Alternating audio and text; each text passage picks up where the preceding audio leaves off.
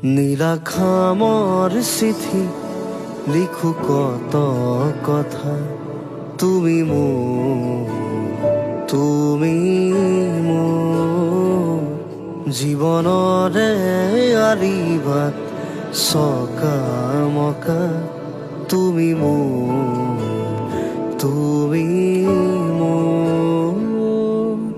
কাহিনীৰ মাজতে কাহিনী ভৰা যাতনাৰ জীৱন মোৰ নিজে অকা, বেজাৰৰ চকুৰো মুচি লোৱা, উদাসী ফাগুনত বসন্ত হোৱা, তুমি মোৰ শাৰদীজনী